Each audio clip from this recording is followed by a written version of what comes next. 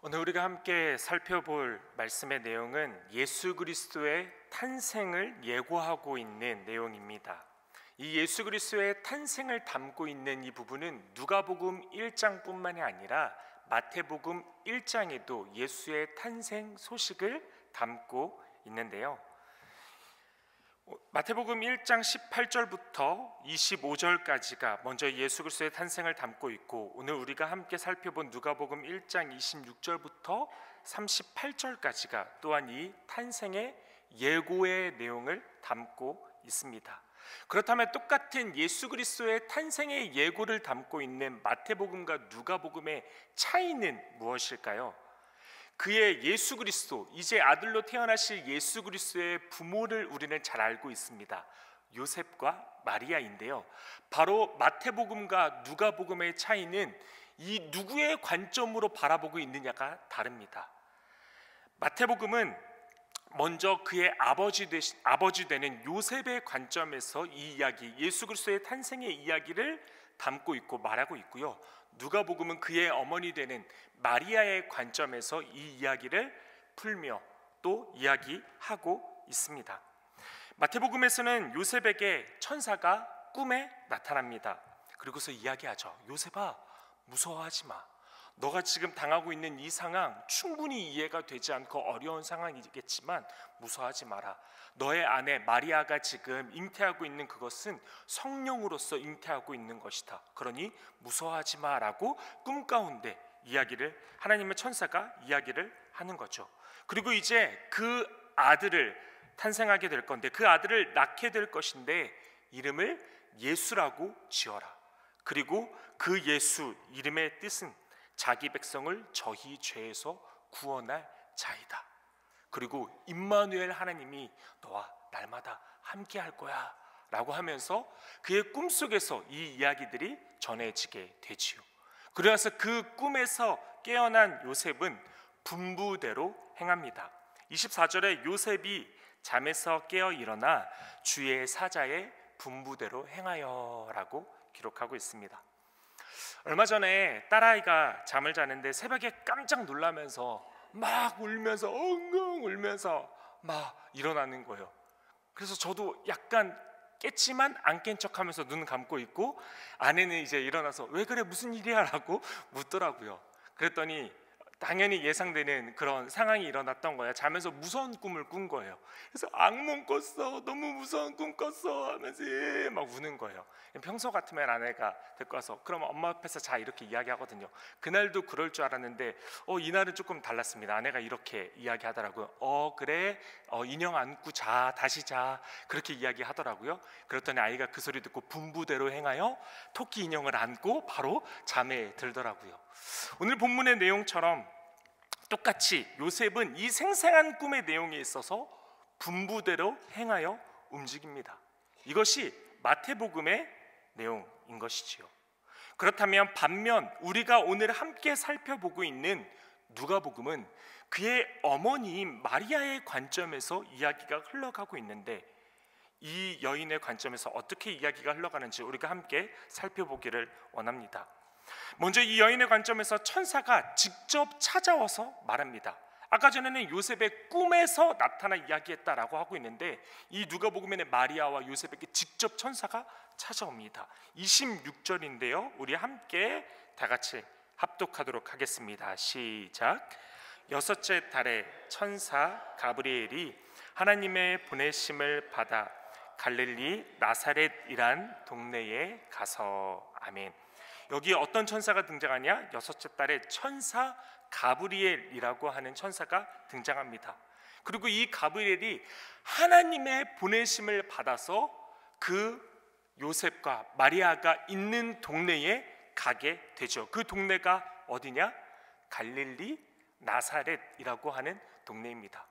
여러분들은 지금 이제 나사렛이라고 하면은 너무 익숙하잖아요. 나사렛 처음 들어본 분은 여기서 아무도 없을 겁니다. 하지만 당시에 이 시대, 이 1세기에 이때 살아갔던, 이 나사렛 주변에 살고 있지 않았던 다른 사람들은 나사렛이란 동네가 어떤 동네인지 몰랐습니다. 그래서 오늘 본문에 그냥 나사렛이라고 기록하지 않고 갈릴리라고 하는 나사렛이라고 설명합니다. 갈릴리라고 하는 도시들은 알았거든요. 우리가 뉴욕이라고 하는 데는 알지만 뉴욕에 있는 작은 도시를 다 알진 못하잖아요. 마치 그런 것처럼 갈릴리라고 하는 그 안에 있는 나사렛이란 동네에서 갔다라고 이야기를 합니다. 제가 학창시절 살았던 동네에는 한 교회가 있었는데요, 와우리 교회라고 하는 교회가 있었습니다.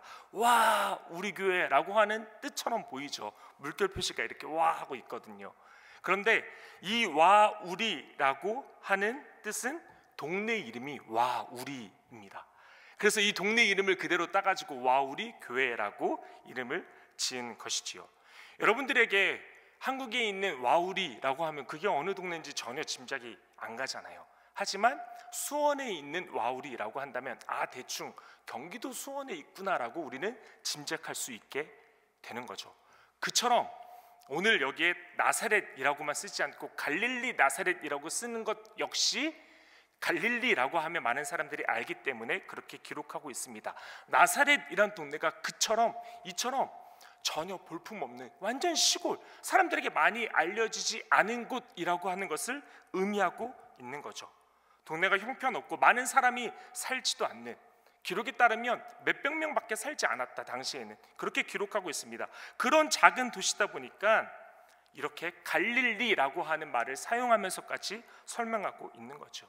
우리가 잘 아는 것처럼 그래서 이런 말도 있습니다. 나사렛에서 무슨 선한 것이 날 수 있겠느냐. 이처럼 너무 작은 동네, 볼품없는 동네다라는 거예요.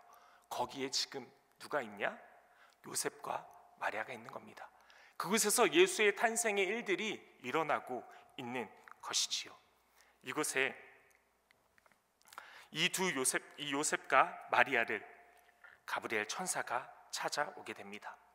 이때 두 사람의 관계는 정혼한 상태였습니다. 마리아는 약혼한 처녀였는데요, 당시에 약혼한 처녀라고 하는 것은 유대에서는 12살 이상이 되면은 약혼을 대부분 했다라고 해요. 그래서 12살이 되면 약혼을 하게 되고 1년 정도 지나면 그 여인을 데려올 수 있었습니다. 즉 지금 상황에 마리아는 12살이 조금 넘은 상태의 소녀라는 겁니다. 지금 그 상태의 소녀에게, 그 요셉에게 가브리엘 천사가 찾아온 것이지요. 그 소녀에게 천사가 말합니다. 28절입니다. 그에게 들어가 이르되 은혜를 받은 자여 평안할지어다. 주께서 너와 함께 하시도다 하니. 아멘. 천사가 이렇게 이야기하고 있어요. 은혜를 받은 자여라고 먼저 이야기합니다. 여기서 은혜를 받다라고 하는 것은 값없이 은혜를 받다, 거저주다, 온전하게 너에게 거저주었다라는 것을 이야기합니다. 자, 마리아야, 너에게 온전한 은혜를 지금 거저주길 원한다, 지금 주길 원한다라고 말하고 있고, 이어서 평안할지어다라고 말하고 있는데, 여기서 평안할지어다라고 하는 것을 원문 그대로 해석하면 기뻐할지어다라고 해석되어집니다. 새 번역성도 이것을 그렇게 기록하고 있습니다. 너희들이여 은혜를 받은 자여 기뻐할지어다라고 기록하고 있는 거죠.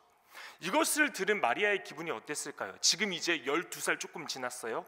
약혼했고 지금 있는데 갑자기 천사가 찾아와서 안녕 마리아야, 그러면서 은혜를 받은 자여 평안할지어다, 기뻐할지어다 라고 하면 어떤 기분이겠어요?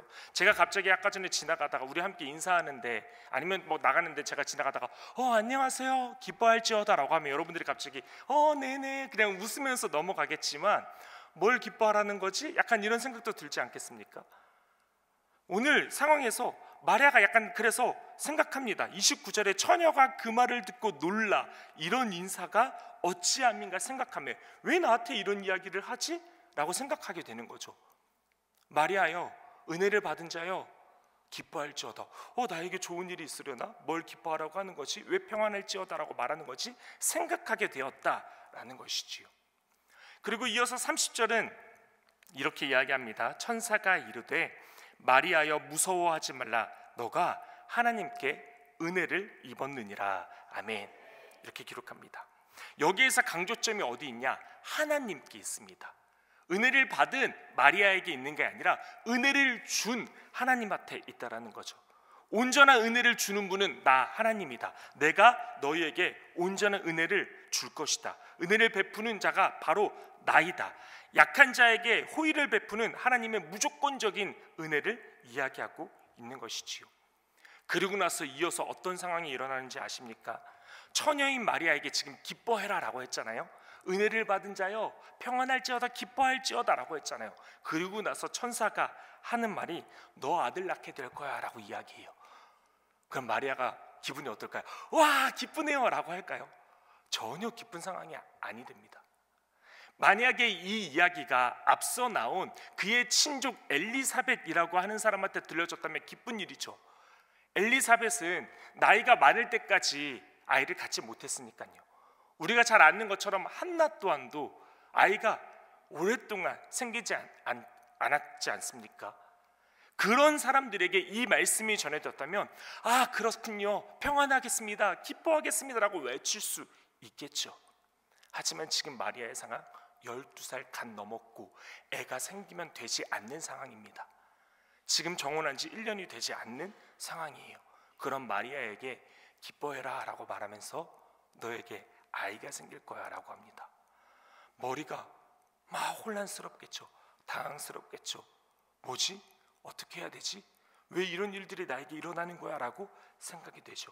그도 그럴 것이 34절 함께 봅니다. 마리아가 천사에게 말하되 나는 남자를 알지 못하니 이 아이 어디서 생겨났냐?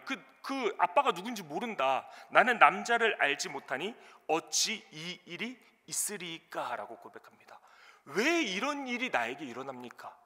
기뻐하라고 해놓고선, 행복하라고 해놓고선 왜 나에게 이런 일이 일어납니까? 왜 이런 어려운 일들이 나에게 일어나야 되는 거죠? 라고 말하고 있는 것이지요. 당시 유대 사회에서 처녀인 여자가 임신을 한다는 것은 지금도 마찬가지지만 당시에 처녀인 여자가 임신한다는 것은 돌로 맞아 죽임을 당할 처지에 놓인 것이나 마찬가지였습니다. 당연한 것이었습니다. 왜 이런 일이 나에게 오는 거지? 왜 내가 이런 죽을 위기에 처해야 되는 것이라고 생각할 수밖에 없죠.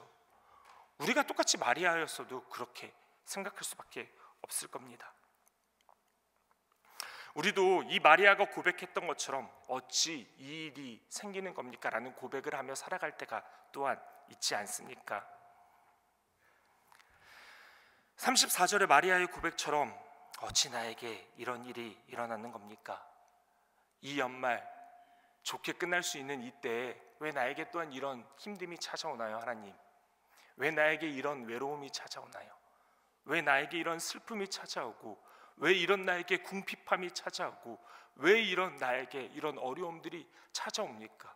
이 마리아의 고백처럼 어찌 나에게 이 일이 일어납니까? 라고 고백하며 나아갈 때가 또한 우리 또한 있지 않습니까? 그렇게 마리아는 임신을 하고 그 예수 탄생의 10개월의 시간을 기다리게 됩니다. 어떻게 나에게 이런 일이? 라는 생각 속에 예수 그리스도의 탄생을 기다리게 되는 것이지요. 사랑하는 성도 여러분, 우리는 대림절을 보내고 있습니다. 예수 그리스도의 탄생과 다시 오심, 그 재림을 기억하며 기대하며 기다리는 절기이지요. 이 절기, 이 대림절, 이 성탄을 기다리는 여러분들의 모습은 어떻게 기다리고 계시나요? 오늘 본문의 이야기처럼 기뻐하며 예수 그리스도의 탄생 드디어 다가오는구나 기뻐하며 기다려야 함에도 불구하고 이 오늘 마리아의 고백처럼 하나님 어찌 나에게 이런 일들이 있습니까? 어찌 나에게 이런 힘든 일이 있습니까? 라고 고백하면서 이 대림절, 이 성탄을 또한 기다리고 있지는 않나요? 저는 한 주간 그 누구보다도 간절한 기다림 속에서 이 한 주를 보내왔습니다. 누구를 기다렸냐? 두 분의 사역자를 열심히 기다렸습니다. 어쩜 사람이 없을 때 이렇게 일들이 많아지는지 12월에 연말을 준비하면서 가뜩이나 준비할 것도 많은데 교회 이것저것들이 막 고장나기 시작하는 거예요. 근데 도와줄 손길들이 없는 거예요. 두 분의 교육자가 없으니까 얼마나 그분들을 기다리게 되는지 가장 열심히 기다림의 주간을 보내며 나아왔던 것 같습니다. 두 분 언제 오나 간절한 기다림 속에 한 주를 보내면서 그래서 그 간절한 마음으로 한 분 교육자분 집 앞에는 찾아가서 또 사과 한 박스 드리면서 오기도 하고, 또 한 분 교육자가 이제 한국에서 돌아온다고 하니까 어저께 새벽 예배 끝나자마자 공항에 달려가서 그 전도사님을 또 모셔오기도 했습니다. 그 간절한 마음으로 기다린 것이지요. 제가 두 분을 왜 이렇게 이토록 기다렸습니까? 두 분이 저에게 힘이 되기 때문입니다. 전혀 힘이 되지 않는다면 기다리지 않겠죠. 오나 마나 알아서 와라, 카풀로 오든지 걸어오든지 알아서 와라 하겠죠. 하지만 나에게 너무나도 힘이 되고 소중한 사람이기 때문에 그날을 기다리면서 먼저 가서 언제 오나, 지금 도착했습니까, 맛있는 건 드시고 계십니까, 기다리고 있는 거죠. 그 기쁨으로 기다리고 있는 거죠. 나에게 힘이 되는 소중한 사람들이니까요. 마리아는 아들 예수 그리스도를 기다리며 고백합니다. 37절을 우리 함께 읽겠습니다. 시작. 대저 하나님의 모든 말씀은 능하지 못함이 없느니라. 아멘. 내 비록 상황은 어려울지라도, 어찌 이런 일들이 나에게 일어나는 거야 라는 상황일지라도, 하지만 나는 평안할지어다, 기뻐할지어다 외칠 수 있는 거예요. 왜냐?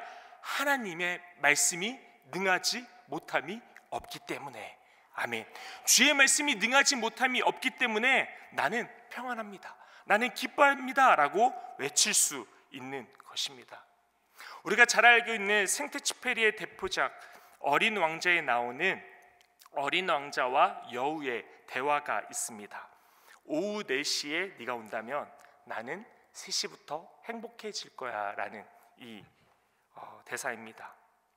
우리의 삶이 고단하고 힘겨울지라도 능치 못함이 없는 주님이 오시기에 우리는 행복을 누릴 수 있습니다. 이 대림절을 기쁨으로 기다릴 수 있는 것이지요. 그러므로 능치 못함이 없는 주님을 기다리며 평안할지어다, 기뻐할지어다를 외치며 나아가는 저와 여러분들 되기를 소망합니다. 우리 옆에 분들 바라보시면서 이렇게 함께 인사하도록 하겠습니다. 은혜를 받은 자여 평안할지어다. 은혜를 받은 자여 평안할지어다. 아멘. 이 온전한 은혜를 받은 성도 여러분, 평안의 나날, 기쁨의 나날을 보내는 우리 모두가 되기를 소망합니다. 오늘 본문 예수 탄생 예고 마지막 절은 이렇게 끝이 납니다. 38절입니다. 함께 읽겠습니다. 마리아가 이르되 주의 여종이오니 말씀대로 내게 이루어지이다 하매 천사가 떠나가니라. 아멘. 예수 탄생의 마지막 예고의 부분이 이렇게 끝이 나요. 마리아가 뭐라고 고백하냐? 주님, 내가 주의 여종입니다 라고 고백합니다. 여종, 여자인 종이다 라고 이야기하죠. 우리가 아는 것처럼 주님이 나의 주님이십니다, 내가 주의 종입니다, 온전한 순종으로 내가 나아가겠습니다 라는 고백입니다. 그런데 여기에 내가 종입니다 라고 표현한 게 아니라 여종입니다 라고 이야기합니다. 나의 지금 성별이 여자임을 굳이 고백하고 있는 거죠. 하나님, 나는 여인입니다, 연약한 자임입니다. 이 시대 가운데 소외받는 자, 그 주님을 따라간다고 하면 많은 사람들에게 놀림받고 힘겨워지는 그런 요정입니다. 하나님, 나는 지금 약혼한 이 상황 가운데 아이를 뵌 자입니다, 그런 여인입니다. 많은 사람들에게 손가락질 받을 수밖에 없는, 야 이 거짓말쟁이야, 어떻게 그 뱃속에서 아이가 생겨라고 그렇게 손가락질 받을 수밖에 없는 그런 여인입니다 라고 말하고 있는 거예요. 많은 성경의 부분에서 이 시대를 살아가는 많은 사람들이 믿지 못하는 여러 부분 중에 1, 2위를 다투는 것이 있는데 그 중에 하나가 바로 이 부분이라고 해요. 마리아가 남편 없이 성령으로 아이를 잉태한 것, 이것들을 사람들이 많이 믿지 못한다라고 합니다. 그런데 당사자는 어떻겠습니까? 당사자는 이게 믿어지겠습니까? 더 믿지 못하죠. 나야말로 진짜 억울한데, 정말 억울한데 왜 나에게 이런 일이 생기는 거야? 가장 믿지 못하겠죠. 사람들은 야 거짓말 치지 마, 너희가 어떻게 그렇게 갑자기 애 생겨라고 하지만 나 정말 억울한데, 그런 상황 가운데 있어요. 많은 사람들이 놀리고 손가락질하고 하는 하나님, 그런 여인입니다, 그런 여자입니다, 그런 소외받은 자가 바로 나입니다라고 고백하고 있는 것이죠. 우리가 오늘 함께 살펴본 누가복음 1장이 마리아의 관점으로 기록되어졌다라고 서두에 우리가 함께 나눴지요. 그렇다면 누가복음 전체에는 여성과 관련된 구절이 모두 220개가 등장합니다. 다른 사복음서보다 가장 많이 이 누가복음에서 여성에 대해서 이야기를 하고 있습니다. 이 누가복음의 전체적인 관점은 여성, 이방인, 가난한 자, 병든 자, 이처럼 소외된 자들에게 집중하고 있는 것이지요. 예수 그리스도의 탄생을 이야기하면서, 이 누가복음에서 예수 그리스도의 탄생과 업적을 이야기하면서 그 소외된 자, 여인들, 아픈 자들, 위로가 필요한 자들, 어찌 나에게 이런 일이 생깁니까? 라고 외치며 나아가고 있는 자들에게 시선이 향해 있다라는 것입니다. 우리가 너무나도 잘 알고 있는 마리아와 마르다의 이야기 다들 잘 알고 있지 않습니까? 그의 언니 마르다와 동생 마리아. 예수님께서 한 마을에 오시자 그들이 예수님을 맞이하게 됩니다. 그래서 한 명은, 언니는 열심히 예수님을 맞이할 준비를 하고 그의 동생은 예수님의 발치에서 말씀을 들었다라는 이 내용이지 않습니까? 흔히 이걸 가지고 목사님께서 신방 오셨을 때를 이야기하지 않습니까? 목사님이 신방 오시면 열심히 과일 갖고 준비해야 돼. 그 파에 마르다 파가 있고, 그것보다도 그 과일 준비하고 음식 준비하는 것보다도 목사님 옆에서 말씀 듣는 게 더 중요해라고 하는 또 마리아파가 있지 않습니까? 그러면서 이 이야기를 또한 이야기하기도 합니다. 그것을 이야기하는 것이 아니지요. 이 마르다와 마리아에 있어서 중요시되고 있는 것, 이 말씀에서 또한 말하고 있는 것은 무엇이냐면 10장 39절입니다. 그의 동생 마리아는 주의 발치에 앉아 그의 말씀을 듣더니 라고 기록합니다. 말씀을 듣는데 어디에 앉아있냐? 발치에 앉아있다라고 이야기하고 있습니다. 여기서 발치에 앉아있다라는 것의 의미는 제자됨을 이야기합니다. 즉 예수님의 발치에 앉아있다, 예수님의 제자 되기 원합니다라는 고백인 겁니다. 그런데 그 사람이 누구예요? 여자예요. 12제자 여자 있습니까? 당시의 사람들, 이 예수를 따라가는 제자들, 그리고 성경을 공부할 수 있는, 율법을 공부할 수 있는 자들, 남자뿐이 없었어요. 여자가 쉽게 될 수 없어서 손가락질 당했거든요. 어디 감히 여자가라고 했거든요. 근데 오늘 마리아가 선택한 게 뭡니까? 주님, 내가 제자 되기 원합니다. 주의 발치에 있기 원합니다 라고 고백하고 있는 거예요. 바울도 가말리아의 제자로서 가말리아의 발 아래에서 배웠다라고 성경은 기록합니다. 그처럼 발 아래에 있었다, 내가 발치에 앉아 있었다라는 것은 내가 제자됨을 이야기하고 그 제자되길 원해서 나온 마리아에게 예수님은 이렇게 이야기합니다. 42절, 마리아는 이 좋은 편을 택하였으니 빼앗기지 아니하리라. 아멘. 공식적으로 마리아의 제자됨을 인정하신 거예요. 너가 소외된 자, 많은 사람들이 손가락질하고 너가 뭔 제자가 돼, 감히 어디 남자 사이에 껴라고 하면서 나오는 자이지만 내가 너를 인정한다, 내가 너를 보고 있다, 너가 소외된 자, 어찌 나에게 이런 일이 일어납니까? 라고 어려움 가운데 있는 자이지만 나는 너를 외면하지 않겠다. 그러면서 말씀하시는 거예요. 이 좋은 편을 택하였으니 너는 빼앗기지 않을 거야, 나의 제자가 된다 라고 주님 말씀하고 있는 것이지요. 예수님은 여인의 제자됨을 공적으로 인정하셨고 소외된 자들을 외면치 않고 부르셨습니다. 마지막 38절은 이렇게 기록하고 있습니다. 마리아가 이르되 주의 여종이오니 말씀대로 내게 이루어지이다 하매 천사가 떠나가니라. 아멘. 내게 이루어지이다. 이 내가 누굽니까? 여인인 여종인 나입니다. 하나님, 연약한 나입니다. 연약한 나에게 이루어질 줄로 믿습니다 라고 고백하고 있는 거죠. 어찌 나에게 이런 일이 있습니까? 거기에서 멈추지 않습니다. 어찌 나에게 이러한 힘듦이 있습니까? 이 상황들은, 이 시대는 왜 나에게 이런 어려움이 있는 겁니까? 거기에서 멈추지 않아요. 능치 못함이 없는 주님을 믿으며 이렇게 고백하는 거예요. 내게 이루어지이다. 제가 나올 때 서두에 목사님께서 항상 교육자들을 세워주시면서 이야기하시죠. 우리 선임 목사님 훌륭하신 목사님이다 라고 하지만, 너무나도 감사하지만 순간순간의 상황 속에서 얼마나 저의 연약함을 많이 발견하게 되는지 모릅니다. 한 주간에 두 분의 교육자가 없으니까 막 버거우니까 내 안에 막 막 여러 어려움들이 생기는 거예요. 와, 나 이것밖에 안 되나?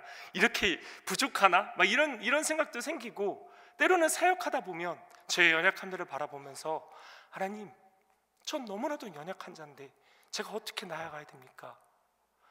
그런 고백을 하게 돼요.